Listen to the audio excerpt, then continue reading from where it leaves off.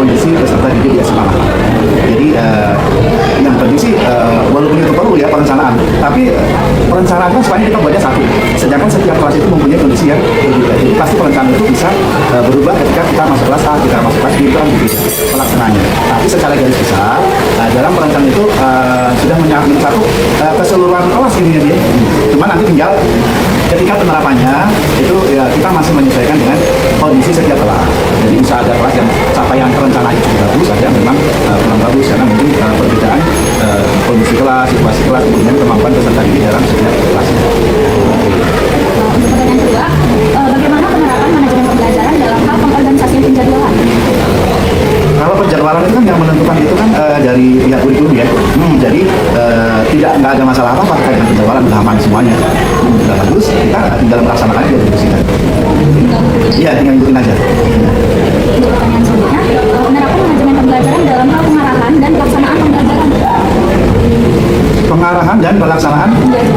Kalau pengarahan yang dilakukan oleh pimpinan selama ini ya tidak terlalu sering dilakukan pengarahan ya, karena pengarahan yang dilakukan oleh pimpinan itu lebih ke umum, jadi ke semua pendidik, ke semua guru dilakukan pengarahan secara umum. Tidak ada pengarahan khusus untuk fisika diarahkan seperti apa. Tidak hanya pengarahannya diusahakan pembelajaran berjalan dengan baik, anak-anak mengerti, anak-anak paham, senang saat belajar. Itu berjalan. Kalau untuk penerapan manajemen pembelajaran dalam hal kontrol dan evaluasi pembelajaran. Nah, kalau dalam hal kontrol itu paling lebih banyak pimpinan itu memberikan kontrolnya dalam bidang administrasi. Kalau dalam segi pelaksanaan, pimpinan melakukan pengamatan secara langsung pada guru, karena memang itu setiap satu semester itu satu guru akan dilakukan kontrol secara langsung itu satu semester satu kali. Istilahnya kalau kita supervisi. Sudah membuat modul ajar mengenai materi kinematika grafika. Saya mau tanya bagaimana melakukan bakat terhadap modul ini? Kalau kasih pertemuan, misalnya empat satu empat kelas 10, 3 4 12 4 6. Kalau satu identifikasi kesiapan peserta didik. Kalau identifikasi peserta didik itu sebenarnya isinya apa yang terjadi?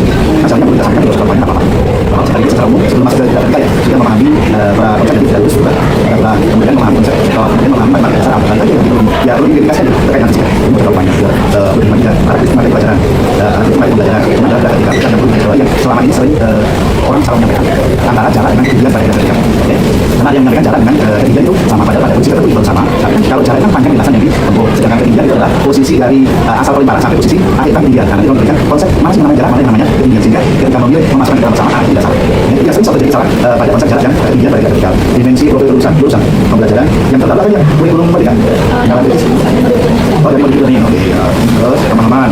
Sebenarnya dari setiap elemen ini, udah hanya ada beberapa konsep yang menurut saya itu yang harus minimal dikuasai. Itu aja tidak semua misalnya. Saya menggunakan dalam hal pemahaman yang mana ya. Jadi kalau tempat 5 ya nanti satu banyak nanti kita karena waktunya terbatas. Kita sisi dulu matematika.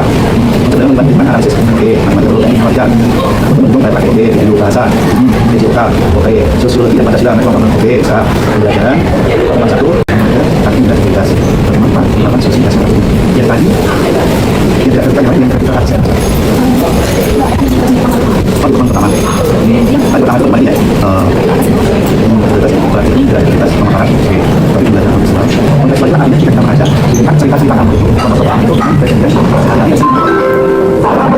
sekarang kontekstual soal sama dan kalau sampai akhir ceritanya itu ya ini nanti juga misalnya sebab belum dimakan banyak itu kontekstual yang kita sebut ada macam bayangkan kalau tadi sebelumnya mereka apa sebuah ada beberapa jadi bicara kontekstual itu dari sisi memberikan contoh soal dari sisi saat memberikan ilustrasi dan soalnya itu semuanya kontekstual sampai kerangka pembelajaran tapi tidak begitu jadi apa adalah oke masalah yang mana bukan bisa karena itu saya kalau bukan pertama sama kita terus terus mana kayak gini kalau saya apa enggak hanya ada itu saya tidak saya dulu jelaskan dulu supaya anak itu nanti memberikan apa itu dia yang menentukan bahwa itu adalah dia kalau saya atas saya tidak tidak bapak terus mana hanya ada jalan berarti itu masuknya kecepatan juga berarti masuk dalam mana makanya terus nanti ibunya melukiskan jalan itu memberikan gambar apa yang itu mengambilkan contoh ya nah itu mengambilkan setelah kita banyak jawab bersama jadi anak banyak juga ya baru kita terbangkan materi apa yang nanti dalam sini memang harusnya khusus dan apresiasi itu selalu diberikan pada sesama yang memberikan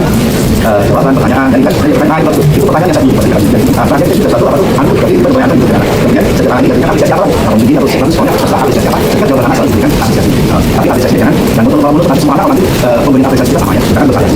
Ketika apresiasi untuk itu tidak perlu apresiasi kan bisa pada setiap anak yang bertanya dan jawab. Boleh ada apresiasi untuk apresiasi secara umum. Terima kasih anak luar biasa yang sudah kami umum. Kalau yang katakan apresiasi tinggi kita bisa bersalah. Jadi untuk bermanfaat sama maksudnya. Oke, ini sudah kerangkanya sudah bagus. Cuman ketika nanti saya membuat persiapan itu nggak perlu yang kampanye terlalu panjang. Yang penting saya sesuaikan saja dengan kondisi anak. Mungkin kalau nanti saya ngajarnya dari sekolah apa, tidak sekolah lain. Swasta itu beda. Swasta kan yang macam-macam ada swasta yang mungkin standarnya ada galau, ada swasta yang high tinggi ya. Harganya pasti berbeda.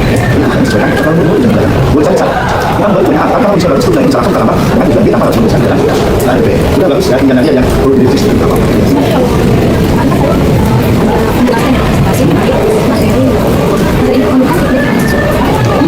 Memberikan feedback kepada siswa. Bagaimana implementasi Bapak? Kan menjelaskan terkait hal tersebut. Feedback itu kalau dalam pembelajaran justru saya lebih minta feedbacknya kan. Nah, ya.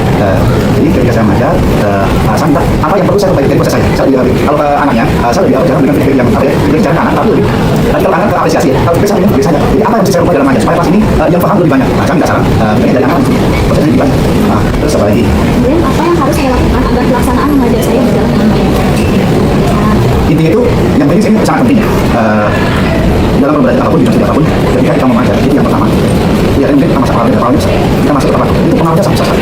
Dalam pembelajaran apapun, kita masuk ke pembelajaran kecil. Jangan sampai kita telat masuk ke kelas itu terlambatnya terlalu lama dan terlalu sering banget. Maka itu akan berefek besar terhadap anak. Itu yang seperti itu penting sekali. Terus yang kedua, ketika kita masuk kelas, jangan saja ya, melakukan pengujian, melakukan pendekatan dengan anak, setelah anak nyaman, ya, baru mulai belajar.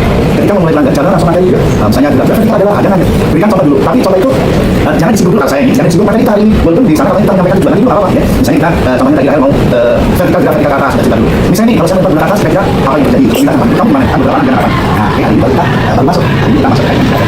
Yang paling penting adalah kondisi awal sebelum memulai belajar. Itu adalah waktu-waktu yang paling diperlukan anak supaya anak belajarnya nyaman. Pertama tadi pas kelas 1 kelas 2 jangan sering telat masuk kelas. Kalau udah biar minimal dari itu sudah bergerak, biar itu selama-lamanya baru bergerak dari 5 menit. Kalau bisa sebelum bergerak itu kita sudah dari depan batu jadi motivasi anak tersendiri. Kemudian kita masuk kelas, bagaimana contohnya anak udah itu kan itu cari dulu siap anak, coaching anak ya. Kita belajar apapun metode yang digunakan kalau anak sudah siap maka dia akan siap untuk belajar. Misalnya baik, mau apa yang kalau di metode ini enggak terlalu penting dari yang penting kesiapan anak. Kemudian semangat anak saat belajar, kita selalu kontrol semangat. Yang terus serius pada belajar. Kita berikan singkat-singkat supaya anak itu merasa segar. Penting kalau istilah yang sekarang itu apa kita berikan apa boleh, ice breaking boleh ya. Karena dengan cara apapun yang penting dikondisikan selama belajar itu tidak nyaman. Sehingga kita kamu 2 jam dan rasa itu selesai kan kalau anak belajar atau mungkin kita masuk ke kelas dan orang mana lagi ya. Jadi buat anak itu juga dengan cara tenang. Jangan terus bersama walaupun cara macam ya ada yang berkelas saja tapi konsisten dengan seperti dalam rasa nyaman. Cara itu selalu mungkin kalau masalah satu dari cara belajar cara mengajar setiap orang punya cara yang berbeda tapi yang saya sampaikan itu hal yang penting yang nanti membuat belajar kelas belajar apalagi kita aja oke. Terima kasih atas dan semoga ilmunya juga bisa bermanfaat untuk saya. Cukup sekian, kurang lebihnya mohon maaf. Wassalamualaikum warahmatullahi wabarakatuh. Waalaikumsalam.